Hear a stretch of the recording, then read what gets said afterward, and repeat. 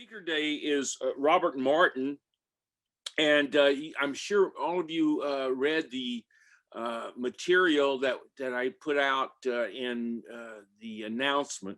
But Robert is a founder of City Limits Publishing, and what's really important is he is going to publish my book.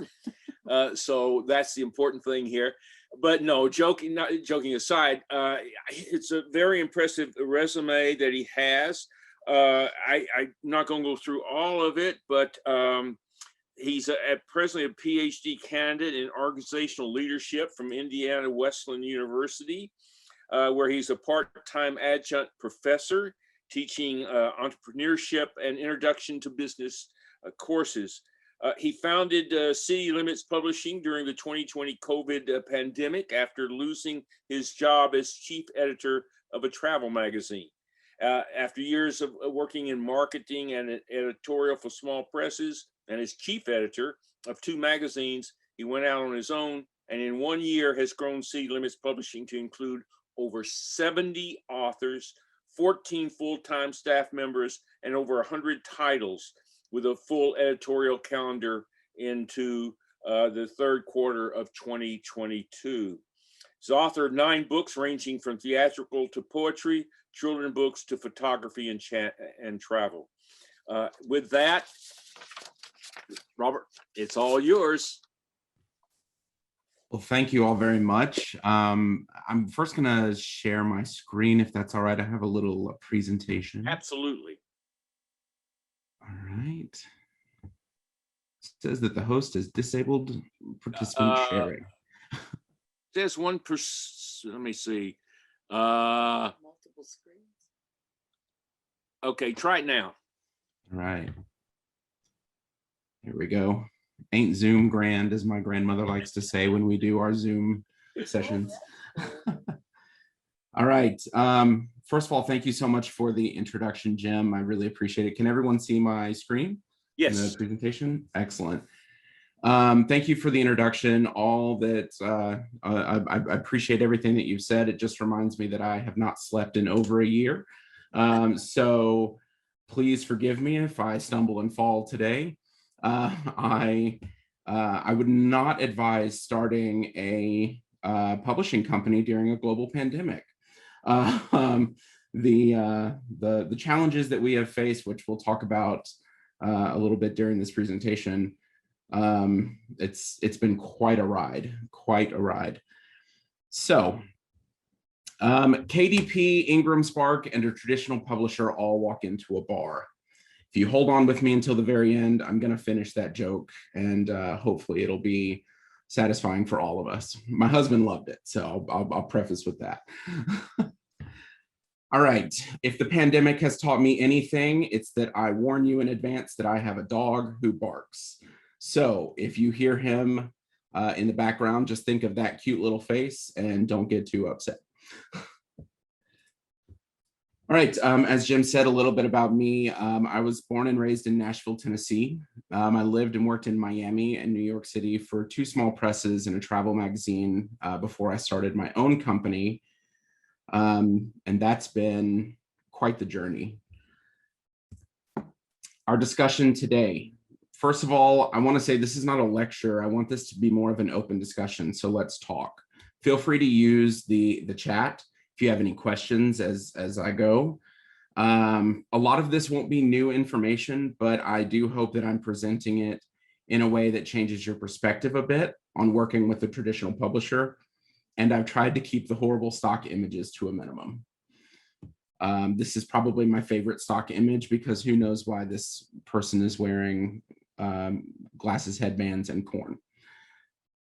So let's start with a little bit of trivia. So if everybody wants to open up their chat box, I'm going to ask you a few questions. And the first person to answer each question correctly will receive a free copy of Jim Hitt's book, The Carney Way, releasing on August 10th, 2021. So, first question. How many book titles are there on Amazon? Answer within 500,000.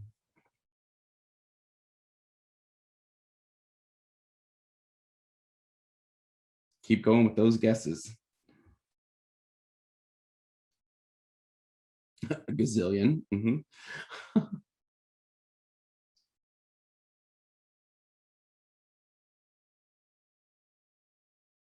We have any more guesses?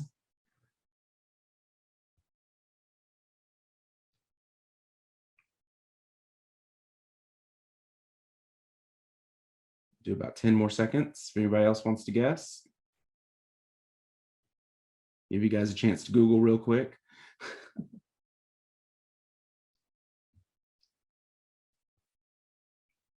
All right, the correct answer, 48.5 million titles.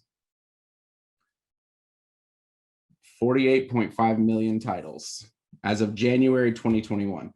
Now that's titles. Keep in mind that a title can have multiple versions: paperback, hardback, e-reader, audiobook, etc.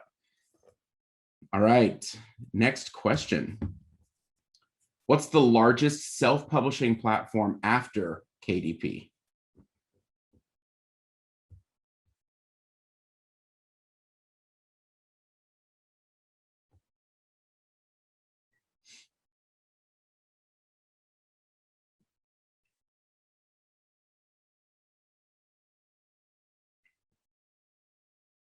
We'll go about 5 more seconds, 10 more seconds.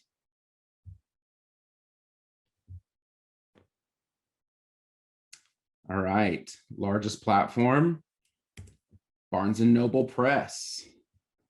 Barnes & Noble Press opened as a competitor to Amazon, and they currently house more books than any other self-publishing platform other than Amazon.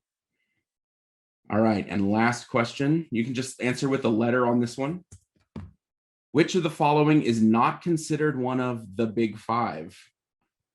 A, Penguin Random House, B, Hachette Book Group, C, HarperCollins, D, City Limits Publishing, E, Simon & Schuster, or F, Macmillan.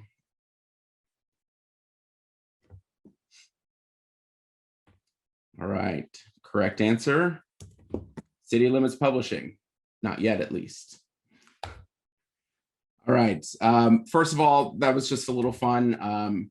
Jim doesn't know this yet, but I'm actually going to send your entire group free copies of his book, courtesy of City Limits Publishing, as a little bit of a thank you for allowing me to speak to you today. So it's a great book. I know you'll love it. So this gets us to kind of the point of our discussion, and that is what changes the publishing industry is seeing right now. And what changes digital specifically has brought, what challenges digital has brought to us all. So the problem, everyone can publish any and everything. And if you're a member of any writing groups on Facebook, I'm a member of many, you see some of the things that people publish without editing, or without, beta readers or testing or anything. It's amazing some of the stuff that gets put out there. The quality of content has not increased proportionately, and the audience for quality is decreasing. In some ways, I think that we're desensitizing a lot of our audience. We're desensitizing readers to what qualifies as a high quality book. The market has become oversaturated, causing major content distribution problems. As we pointed out earlier, 48.5 million titles on Amazon. That alone kind of shows that we've become oversaturated. And additionally, the way that people are consuming content is different. Less people are reading, more people are watching. I do think, however, that the pandemic kind of shifted some of that. I don't know how many of you were involved in Zoom book clubs over the last year, but I personally have been in about a dozen of them, most of them trailing off after the first few months, but it's definitely provided me an opportunity to do a lot of great reading. And with all of these problems, the standards are decreasing daily on what people call good. We used to define good as award-winning, as being published, traditionally published. We used to define good as sales figures and numbers, but now with the ease of access to everything, our definition of good has decreased, and our ability to define what good is has decreased as well. So the book business itself keeps changing. In the early days of books, they were coveted and respected. I was thinking during the beginning of this meeting, I was looking at everyone's bookshelves behind them and was just insanely jealous, especially like I can see Jim's right now. And I'm just insanely jealous of all the bookshelves in the books. I live in an apartment. I'm still transitioning from living in New York City to Nashville, and I'm still amazed at all the space that I have here. So I haven't filled my bookshelves back up yet. But in the early days, books, printed copies, were coveted and respected. And if you've ever smelled a book from a library, you know that. Amazon changed the game with mass distribution at the fingertips of anyone with a computer. So when Amazon came on the scene, they really revolutionized how we consume books and how we buy books. They made it easy. We no longer went to Barnes and Noble or Borders. We now ordered everything online, and everything was shipped right to our door 1 to 2 days. It's super convenient. However, that has really hurt a lot of small presses, and in turn, a lot of self-publishers as well. Amazon makes it easy, but they certainly don't make it profitable for the authors, just for themselves. Again, Amazon further changed the industry by introducing self-publishing platforms available and free to the masses. So again, this goes back to the quality. Anyone can publish anything at any time. And if you look through some of the titles, especially, I strongly encourage you to take your own book and put that title in Amazon and view all of your competitors who have the same title. I don't believe there is such a thing as an original title anymore, thanks to Amazon.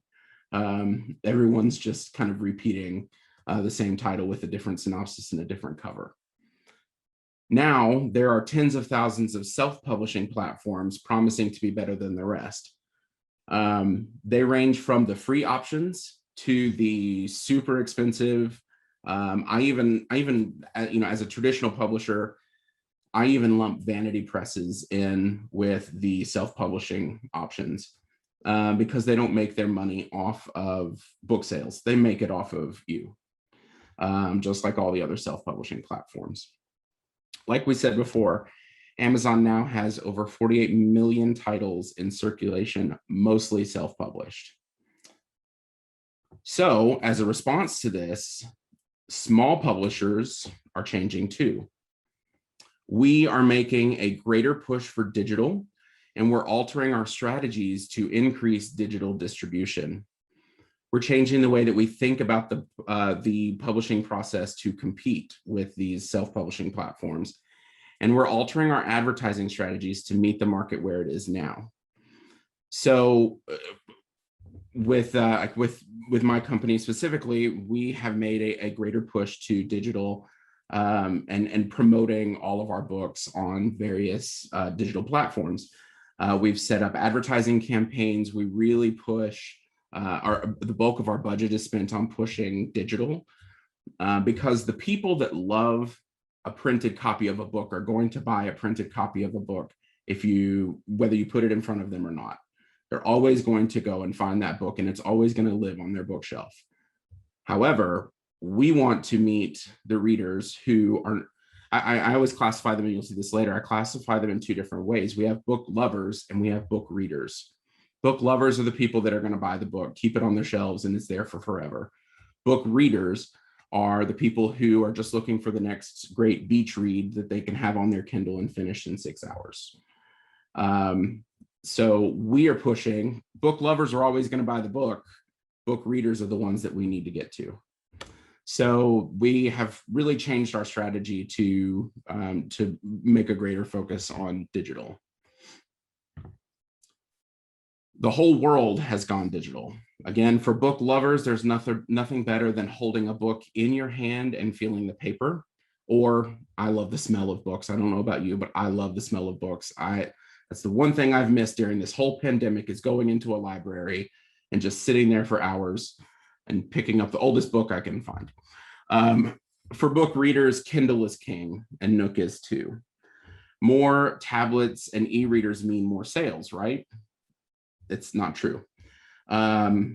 Because the market is so overly saturated with content, sales are actually decreasing for the independent and increasing for the big publishing houses and things like that. Free platforms and subscription services are killing the traditional publishers, and there's nothing we can do about it, or little we can do about it. I don't know if anybody here publishes on Wattpad. It's great for self-publishers. I hate it because people have the opportunity to go up there and just post a story and walk away and be done. Now, that story may make them 78 cents over the course of their journey on Wattpad, but that disqualifies me from ever grabbing that book and saying, hey, I can make this something. Mostly because out of that 78 cents, probably had about 200 readers. You just didn't get paid much for it. So, it's very difficult for us. Kindle Unlimited is another one that really hurts us. When you list that book for free, when people list that book for free with a subscription, we can't do much with it afterwards. But if you want to go the route of self-publishing, then obviously all of these tools are to your advantage. So how are we handling this change? How are small presses handling the change? So I spoke to 10 of my colleagues. I had a little Zoom session where we all just kind of chatted about different issues that we're all facing right now. A lot around the pandemic, but how we're handling the switch to digital and seeing everything shrink in the traditional publishing field, unless you're one of the big five. I should asterisk that. We're employing bleeding heart campaigns. That's what I call them. We're focusing on shop small, shop local campaign strategies. We're joining your social campaigns, and we're walking with you through difficult times, reminding you to escape in a good book. I'm seeing a lot of publishers that I follow, small publishers that I follow. They're amplifying Black voices. They're amplifying the LGBTQ community whenever there's a struggle. We're joining in on these social campaigns, and we're really trying to be with our readers where they are when they need us. And then we're demonizing the man, and we're empathizing with those struggling. I don't know, Jim, if I said this to you in our conversations, but I always encourage people, Jeff Bezos doesn't need any more money. Jeff Bezos has to spend $78 million a day to not make money on interest. $78 million a day. Now, I have to spend a lot less than that. But I always say, I always tell people, shop small, encourage your readers to shop small, encourage your readers to shop directly with the publisher. Because, we sell these books, we sell your books to Amazon at discounted rates. We only see a portion of that come back. So we're really pushing, small publishers are really pushing to this, shop small and shop local. We're focused more on the author. This is something that I have seen come about just here in the last couple of years. Your book is second to your brand these days. I personally don't sign any author until I've researched them. And that was something that I started very early on. I look at their previous works. I look at their social accounts. We require social media links on all of our submissions so that we can identify your reach as well, and how active you are on your social media sites. how you represent yourself holds more weight than your story these days. Things like cancel culture, hashtag Me Too, and hashtag Time's Up have made it more important for us to evaluate you as an author first. Nobody likes a scandal. Nobody likes surprises. So we try to, we try to mitigate that by doing our due diligence and our research. And unfortunately, that has also led us to problems where we have to reject authors. I've had to send out, we'll talk about this a little later, but we send out way more rejection letters than we send out acceptance. But sometimes it's because the author has not represented themselves in a way that really kind of fits with what we're doing. And I don't mean that, politically or anything like that. I really mean that in just, are they a good person? And will the majority of people see them as a good person, or are they posting stuff on their social media accounts that's going to be controversial and cause me issues down the road? With every book that we publish, we invest $14,300 before the first sale happens. That's kind of our general budget. And so we have to be careful. We're expanding our digital capabilities. We're selling e-readers directly to consumers through our websites with detailed instructions on how to load your e-reader book to your device. We're investing in technology platforms like Audiobooks Unleashed that provide us and the authors more of their royalties. I don't know if you're familiar with the latest scandal with ACX, but I know they personally owe my company about $4,800 that we have not seen yet. And, in dealing with all of my narrators, they're not receiving their royalty payments. So I highly recommend avoiding ACX. But we're investing in technology platforms that actually work with us rather than against us. And then we're also investing in loyalty programs in our online stores. We're trying to make it as easy as possible to shop directly with small presses. You buy a book through our bookstore, we automatically give you $5 towards your next purchase. And that is almost the entire price of an e-reader. So you're basically getting 2 books for one. So that's something that we've been working on. We've increased our shipping abilities. We've really worked hard on a direct distribution as well. And we're not listening to the naysayers. I'll tell you, it's very, very hard to start and run a publishing company when internet trolls hide behind their keyboards and try to destroy the entire industry. We've had, I've got a lot of stories about this that I could tell. We're focusing on positive reviews and discounting the Karens of the world, with no offense or disrespect to anyone named Karen. And we're working to focus more on ensuring we aren't seen as vanity presses because we aren't one of the big 5. The story that I can use to illustrate this, back in September, I hope everyone's familiar with PitMad, hashtag PitMad on Twitter, where you get to pitch your books to publishers and agents in 160 characters. We participated in that back in September.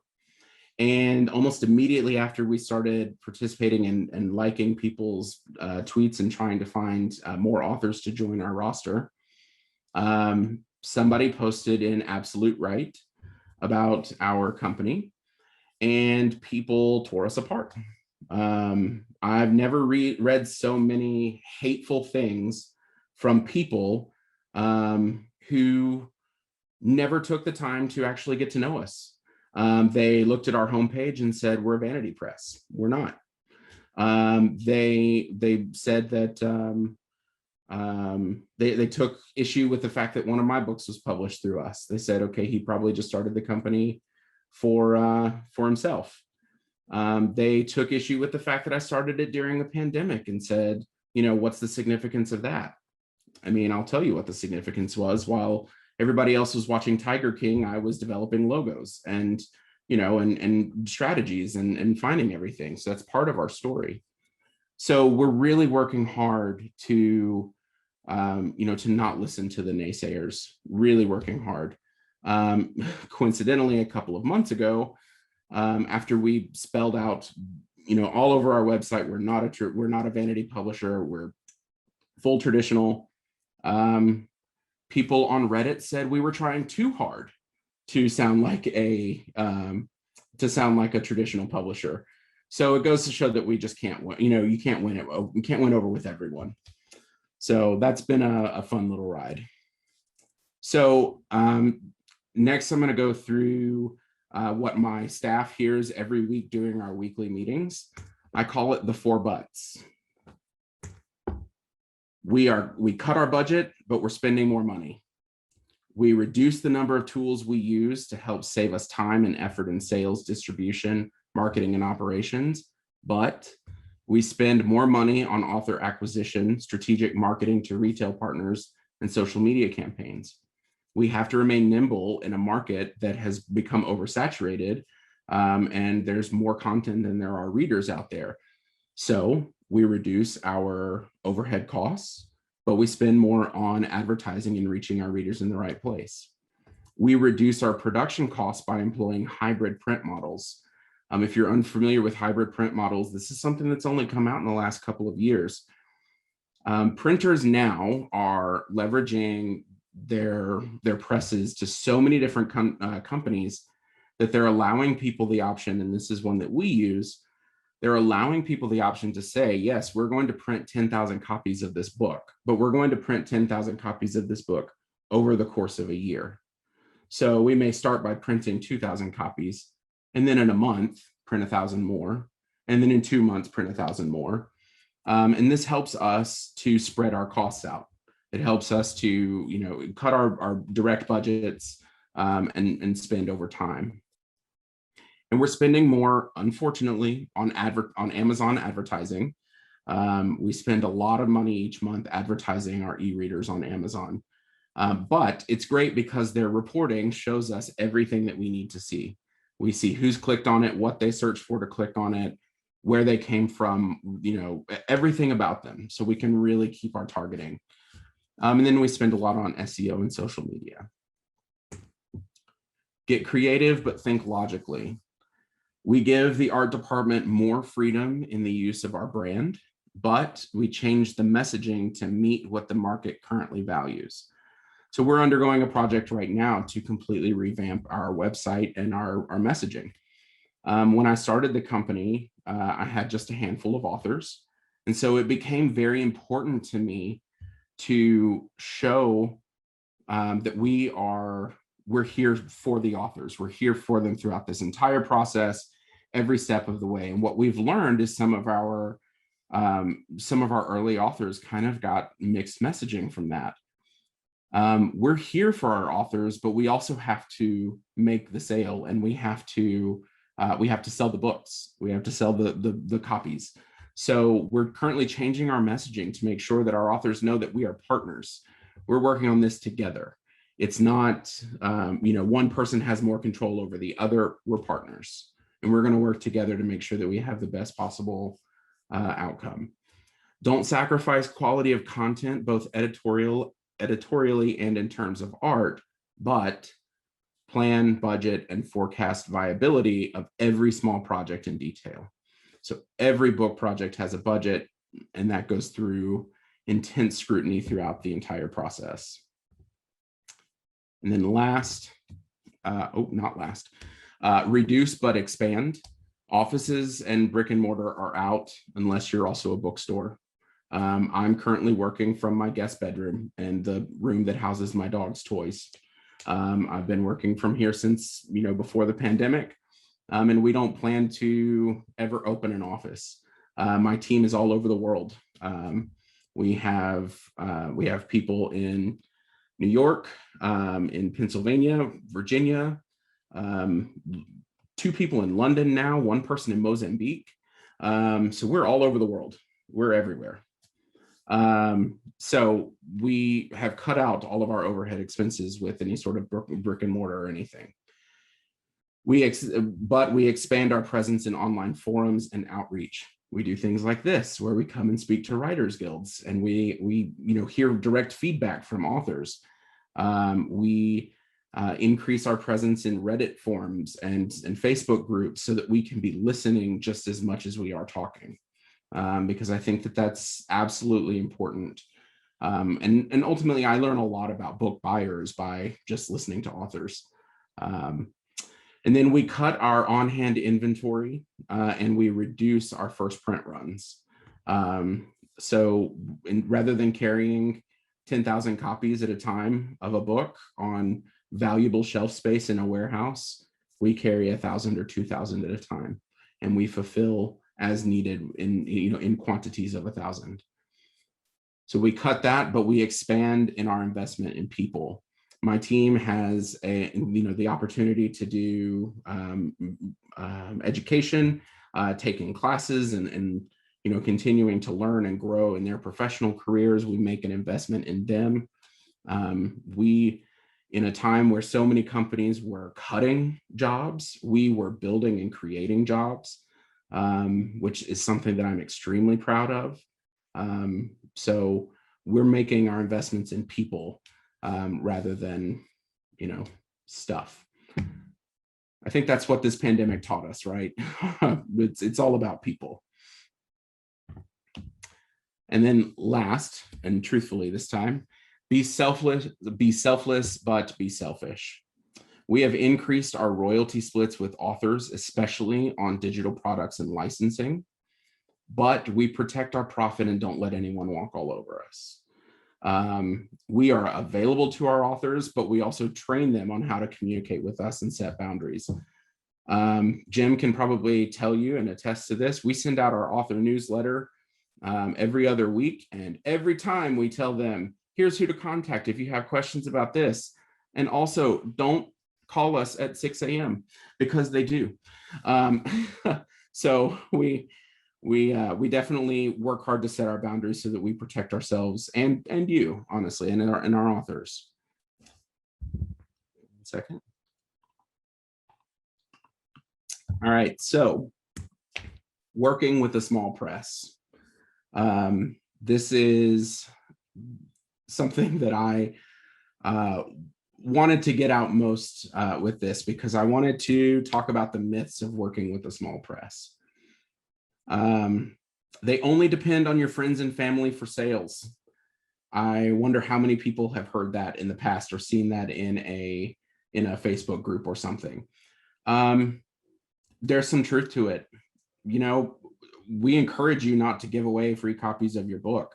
People who want to support you are going to support you. So, we do, yes, we do sell our books through Amazon as well. Thank you, Marge, for that question. We do sell our books through Amazon as well. Of course, we have to. Amazon is king. Jeff Bezos is, the ruler of the universe these days. So we do have to, but we still like to push shopping direct. And we don't only depend on your friends and family for sales. I have a full marketing team who pushes out to everyone. A lot of our authors are receiving feedback from people that they don't know. And that's what's been so rewarding, and has really been our best case study. Another myth is that we'll accept anyone. We're currently receiving between 50 and 60 submissions a day through our website. So much so that we had to pause it for about 2 months. We will not accept just anyone. We have a full quality review of all submissions, and then every manuscript goes through a thorough review. We're not, a vanity press will accept anyone with, $3,000 in their checking account. And that's not us. That they don't have the resources or experience to promote your work. We hear that a lot. My team has a combined 50 plus years of experience in publishing. And we have all the resources that are available to us that we can leverage. We are, in a great situation right now, where we're receiving POs from school districts for a lot of our work. We're receiving POs from companies like Barnes & Noble, Books A Million, Walmart, Target, to put their books, put our books on their shelves. The one thing that we always tell people is just because Walmart buys your book and puts it on your shelf doesn't mean you're going to be able to go to the Walmart 8 minutes away and find it. They have their own distribution plans.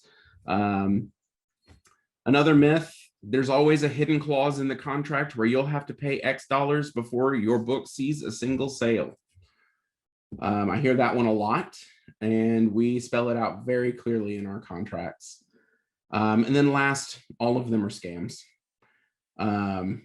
The amount of times I've been called a scam over the last year would make your head spin. It's been very interesting. I always say that the writing community, I love the writing community. I've been a part of the writing community as both an author and a publisher for the past 15 years. But when they say the pen is mightier than the sword, they mean it. They certainly mean it. So what does working with a small press look like? For starters, you're going to know everyone's name. You learn very quickly who's working on your book, and you can email them directly. I have a friend who recently published with HarperCollins, and she said that she was speaking to a different person every week.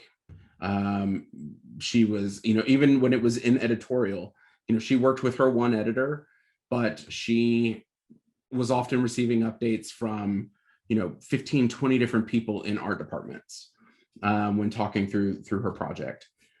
We have an art department that's very small. You get to know your editorial team. Our editorial team gets sent gifts from authors sometimes. We send gifts out. And it's a true partnership. You become close to everyone. I unfortunately had a family member pass away, and I had to put up a notice on my out of office. I've received, so many kind messages this week from people, from our authors. You become a family. You really become a family when you work with a small press. You're not going to agree with everything your publisher says and does for your book, but they're doing it for all the right reasons. We like to say that if we all work together and maintain the perspective that the intent is for the positive, then we can all do well together. You maintain your rights. That's probably the biggest question that we get, and it's always in our grant of rights section of our contracts on the front page because it's the biggest question that we receive. So 5 tips when you're submitting to a small press. First of all, be personable. We're here to help you and your work. Don't be demanding or rude during the submission process. That seems like a no-brainer, but it has to be said quite often. Just this morning, somebody submitted a book on our site 12 times. That did not help their chances. Fortunately, they were very polite about it when I sent a message asking them to please stop submitting their book, that we had received it. So be personable. We're here for you. We're here to work with you. Keep it short and focused. No one wants to read a 4-paragraph tangent on how your Aunt Bitsy pinched your cheeks too hard as a child, and it prompted your memoir on surviving a loving childhood. True story.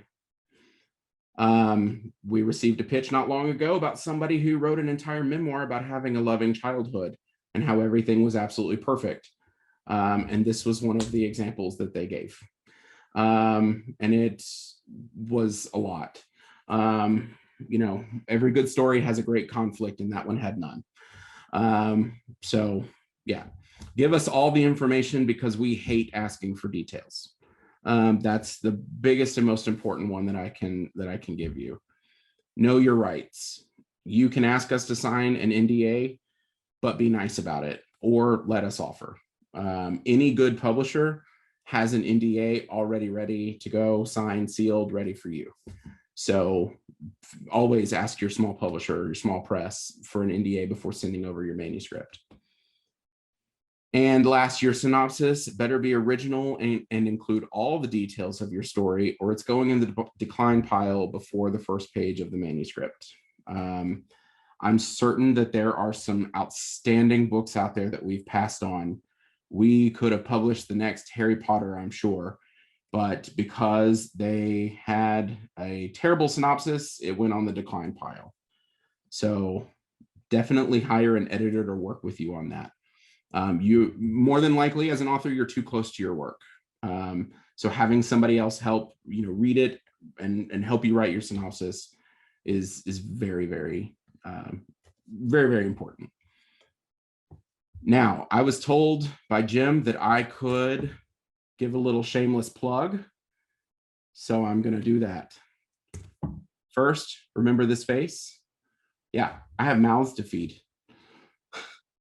So I'm going to tell you a little bit about my journey and about my company. So I was laid off from a travel magazine on March 13th of last year, the day after I got out of the hospital from having COVID. And I was actually one of the first 5 confirmed cases in Tennessee. And I got COVID from a staff member who was traveling back from London and carried it on the plane right back to Nashville. So after being in the hospital, getting out of the hospital on March 12th, I was laid off on March 13th, and on March 14th, I launched City Limits Publishing. I did not watch all of Tiger King during the pandemic, as I mentioned before. Instead, I threw myself into 8 hours a day of strategizing and trying to figure out what I wanted out of my next project. We published our first book on July 27th, 2020. From there, we've grown from a team of me to a team of 14 in 12 months. We've acquired over 100 titles and filled our 2021 editorial calendar twice. We originally were publishing 1 book a week. Now we have had to shift to 2 books a week for the last half of our year. We've launched our new Author Central intranet system, which gives authors unparalleled access to their sales files, project status updates, project files, and direct access to a full-time design team to help with their book promotion. An author has an event coming up and they want bookmarks designed. They don't have to do it themselves. They fill out a form and we send it to them within 2 days. That's a service that we offer to our authors, and we have a fantastic design team. We joined the Ingram Ignite program for small publishers, which has allowed us greater access to distribution channels. And it's also helped us increase our sales by 780% since December 2020. And that has been fantastic. We also launched our author education series, City Limits After Dark, where we teach our authors about writing a synopsis, how to promote your work, properly use hyphens and dashes, etc. We've been featured by news outlets all over the world in our aggressive PR campaigns. And as of this, I'm particularly proud of, as of 3 p.m. yesterday, signing with a major school district in Texas, we've officially sold over 90,000 printed books, which is a lot. So we're very happy about that. And then we've also implemented a partnership with Royalty Tracker to give our authors a better understanding of where their books are being sold and at what price points. So you want to know what stores are carrying your books? It's right on your sales statement. You want to know how many copies were sold on Amazon? Right on your sales statement. So that's been fantastic. It's been a lot of work getting that launched, but we're very, very proud of it. Why we are different? Because there are a lot of publishers out there, and I don't want to go through the Southwest spiel that you have plenty of options with your publishing needs. We have purposefully not pigeonholed ourselves into one genre or niche. We publish theatrical works. In fact, one of our best sellers is a play and is now being licensed across the country for when theaters reopen. We publish poetry collections, short story collections, novels, photo books, and coffee table books. Our biggest effort is to partner with our authors rather than exploit their work for our gain. Ultimately, I want all of our authors to be proud of what goes on the shelves. And so partnering with them to ensure that we have the best possible book is extremely important to me. Our staff is diverse in thought, and we work to see all sides and perspectives. I feel like one of the best things that I did was hire people that are smarter than me. And that has served me very, very well. When we're going through this whole remessaging and retargeting project and campaign right now. And it's, with this remessaging, I kind of had to take a step back and say, hey, you know what? You all own it. That's been something that has really helped me and helped my team. We kind of trust each other to know that we all know what we're doing, and we don't do anyone else's job. And most of all, we value transparency. We give transparency to our authors, but we also expect our authors to give transparency right on back. And then we relay that with our customers as well. The biggest example I can give of this was we had just done a huge release of a book, 2 books actually, in December. And immediately after the release, just before the release, our print facility was shut down due to a COVID outbreak. And then 2 weeks after the release, there was a little bomb in Nashville on Christmas Day, which knocked out all of our phones and internet services here in Nashville, where our printer is, and in my own home. And we immediately, I went over to a Starbucks in a neighboring county, sent out notifications to all of our customers, sent out notifications to all of our authors, because it's Christmas Day and I'm getting tons of text messages from authors asking if I was alive. But we believe in transparency. We believe in keeping people informed and up to date and making sure that everybody has everything that they need to make a positive and informed decision. Where we're headed, we are working to fill our 2022 editorial calendar right now. We're increasing our focus on children's books, youth literature, and young adult novels. We are very close to signing a distribution agreement with a certain top-heavy country singer who sends out free children's books to kids all over the country. We're very excited about that opportunity. We're processing roughly 50 to 60 submissions a day from authors around the world, and we're looking to expand our reach globally. We're increasing our marketing budget and adding 2 new marketing team members in the next quarter. We're increasing our technology to allow for even greater access to our authors. And we're building our reputation in the publishing industry by joining various groups and organizations and finding out that your entry fee is $20. My check will be in the mail tomorrow if you'll have me as an author. So that brings me to, would you like to join us? We would love to hear from you as authors.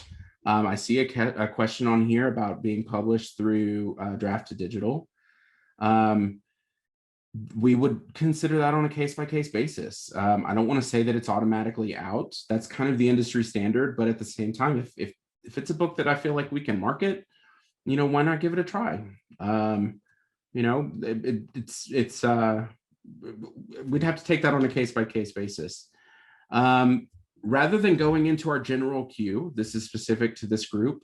If you want to email us at the address on your screen, and I'll ask Jim to send this out afterward, and include your synopsis, your bio, links to your social accounts, and the first 3 to 5 chapters of your manuscript, we will not put you in the queue with the people that have to wait 6 to 8 weeks for a response. Instead, we'll bump you up and have our editorial team review your work faster. So, and now we finish the joke. KDP, IngramSpark, and a traditional publisher all walked into a bar, and the bartender said, "Sorry, we're fully booked."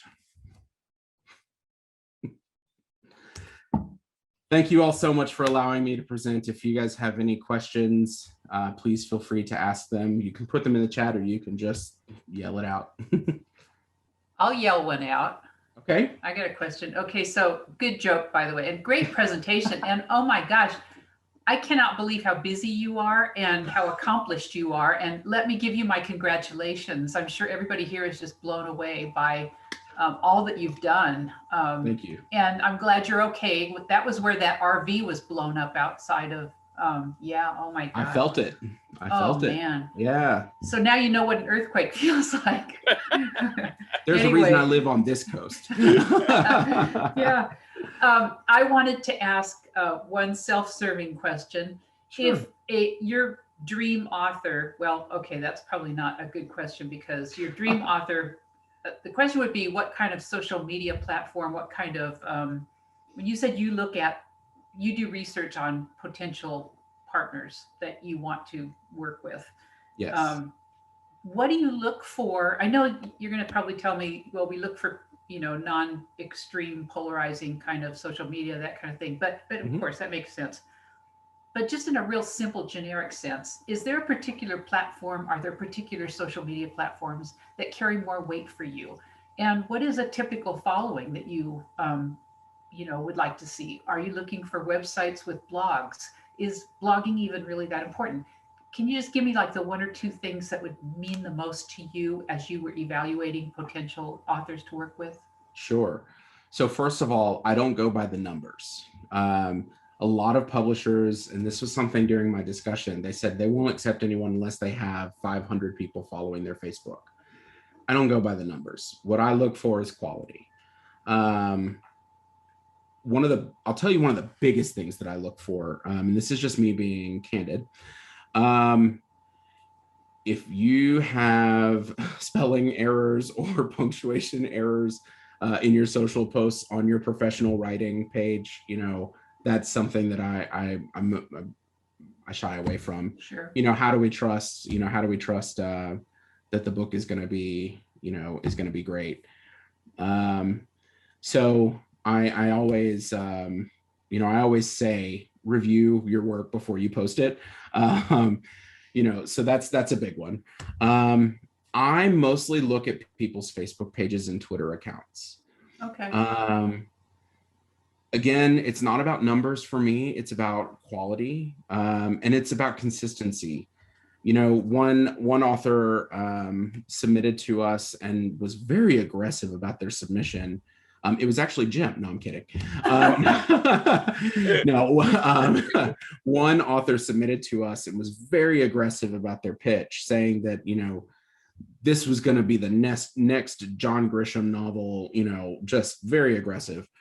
And I went to their Facebook page and they had not posted in over a year. And so they're, how do I trust that they're going to have a following at that point, or that they're going to have some sort of engagement? So that's something that I look at: consistency, content. I mostly stick with Facebook and Twitter. I'm young, but I'm still not in like the Snapchat phase or the Instagram phase or anything like that. All that's the generation or two under me. So I'm mostly just stick to that, stick to Facebook. And one thing that I love to see from authors, there's a way on Facebook to check and see if an author is interacting in any of the groups that I'm in, and I'm in a lot of writing groups. And so I like to check and see if they're promoting and helping other authors. I like to see interactions. If we see that someone is posting negatively about other authors, then we're probably going to end up having a negative experience with them. So yeah, okay. So yeah. So Twitter and Facebook primarily, and then just generally quality citizenship, kind of. Okay. Yeah, I mean, we all want to work with good people, right? I mean, we all want to have positive experiences with each other. The publishing process is stressful enough. We don't want to add to it by working with people that are rude or aggressive. Got it. So okay. Well, thank you. Absolutely. I see somebody else have a question? Or I think Cheryl does. Cheryl? Look on the chat too. Are you able, Robert, great presentation, thank you. And are you able to tell me what the name of the play is that's so successful that you've published? Sure. It's called Abandon All Hope. Great, thank you. And it's fantastic.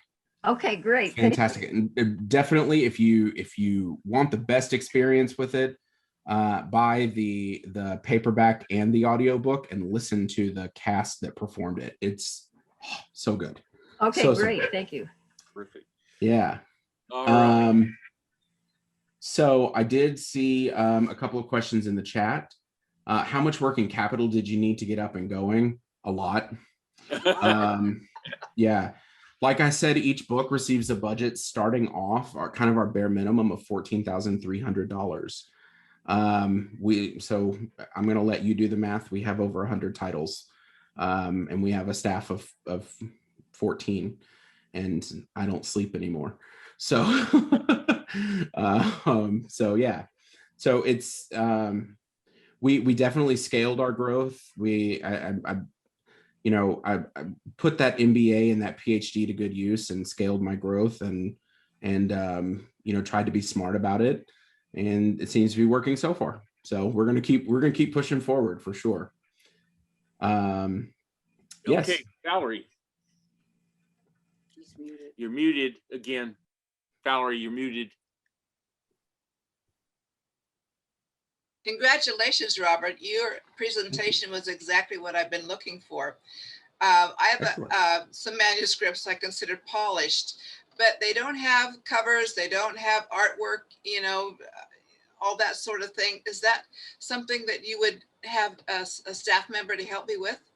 I would prefer that you don't already have a cover. I would prefer that it not be formatted. I would prefer that you don't already have a cover. And as Jim can attest, our author orientation forms are very thorough. We collect a lot of information from our authors. There's 6 forms, and they're all routed to different departments. And I always tell people up front, I'm so sorry for the forms, but open them all up in one window and don't submit them until you're done, because you're repeating a lot of information. But no, we prefer that you don't have it formatted, that you don't have a cover, that you just have to have, because we have an incredible art department that really works to make sure that our books are not necessarily uniformed, but that they all fit within a brand. So I'm trying to see if I can find some that we. Right. One second. I was so concerned because. He'll be back. Hang on a second. I will say this while Robert's gone. Working with them has been very exciting. I have not gotten my galleys yet, but they're due soon. But just when I get the every other week newsletter, which is very informative, you should certainly go on their website and look at at what the titles they're offering. They're varied titles, and I've been impressed. Okay, yeah, Robert, there you are.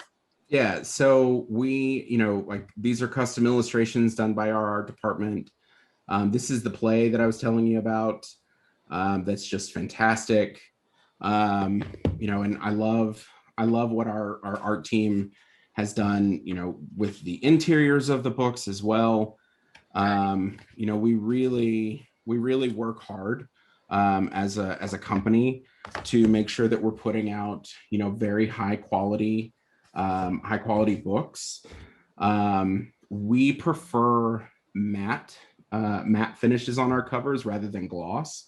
Kind of hides the scrapes and scratches that go along with owning a book.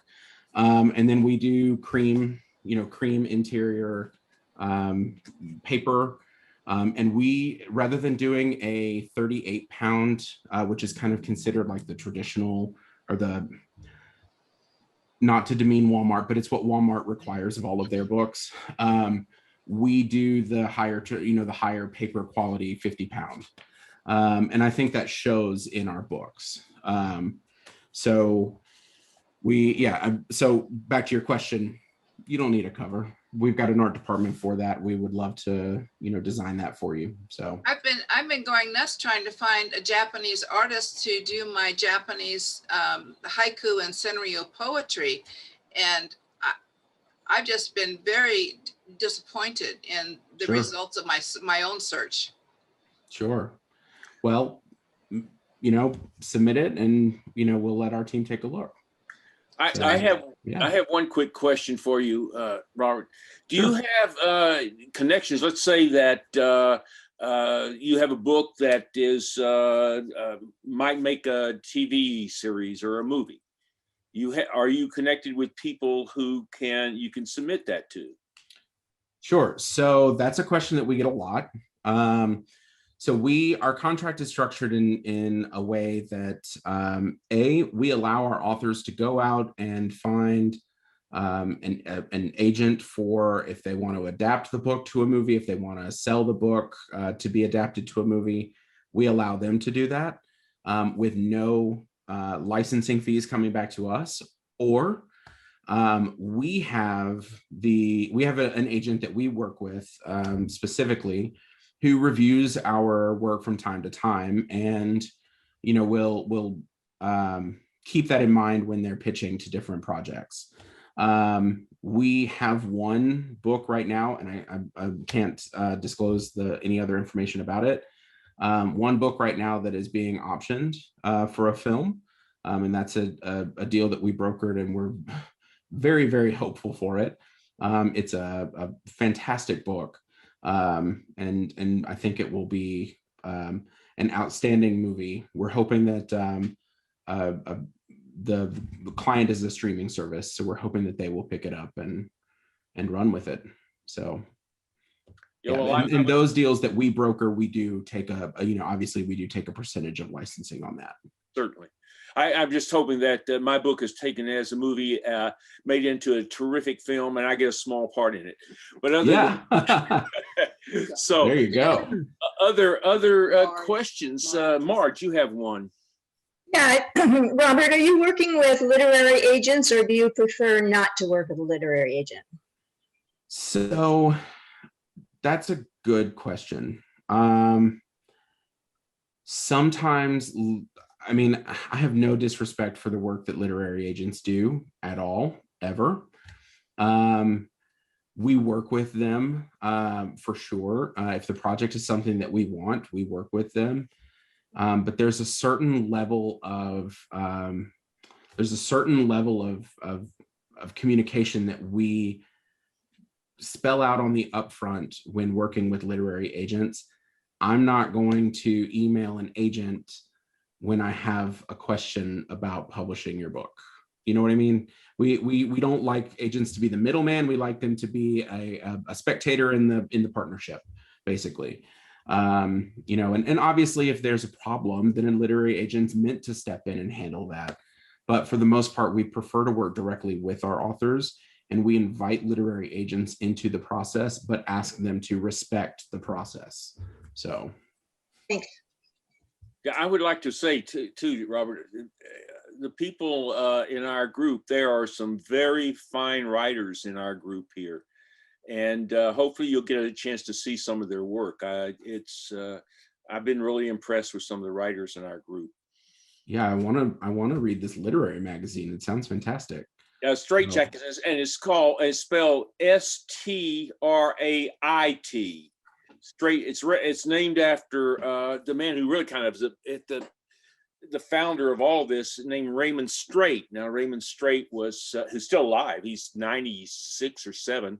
Lives here in Hemet, but he was Jane Mansfield's private secretary. And he's got about 30 books or so on celebrity biographies and so forth. Right. So that's where Straight comes from. I have a question. Yeah, sure. Yeah, Chuck. I'm not really an author. I do write some, and Straight Jackets has been a great place for me to do my short stories. But while you were talking, I went ahead and looked up your plays. And I'm always looking for plays to do for the groups that I work with. And one of the things I noticed is I didn't see information with regard to how many characters, how long was the runtime, things like that. Is that something that you don't do when you put up that sort of thing? So that's, I'm actually just making a note real quick. Yeah. So first of all, thank you for the feedback. I appreciate that. Because our plays right now, we're opening our licensing division. We have a tentative start date of it in June. And we've just hired somebody who's taking on all of that. Right now, all of our plays are reader editions. So we don't have that information right now about licensing, other than we have a page called theatrical rights on our theatrical licensing on our website. Okay. Yeah, so we are looking to implement that. There will be, like I said, we're going through a major redesign right now. We'll actually have on our website, we'll have a specific page where you can link over to view like performance rights, request rights, view how much it costs per performance, the cast breakdown, etc., read Sure. sample chapters, things like So that. it's coming. Right now, my approach would have been, having read the promo, Sure. would have been to buy the play, read it, decide for myself if it was appropriate or whatever. But it's a lot easier if I get that other information. I mean, if you've only got 8 actors, it's kind of hard to run a 30-actor show. Yeah. It's kind of busy. Absolutely. Yeah, Okay. and we have about 24 plays on the horizon that'll be launching within this year. So with time. Yeah. Yeah. And to your thing about old books, I just recently read an old book or play that was first published in 1920, The Enchanted Cottage. Okay. And it was quite interesting. They took it out of the storage for San Diego library. Okay, and it had been what should I say, fixed up. Okay, because it had been falling apart and whatnot. So it was kind of interesting. So old plays also fall in that category. And a movie was made out of it. Yes, it was. Yes. Yeah, Robert Young. Yes. Yeah. It was interesting to see the contrast, of course. No. Okay, Sure. thank you. Okay. Absolutely. All right. Anybody else have another question? Comment?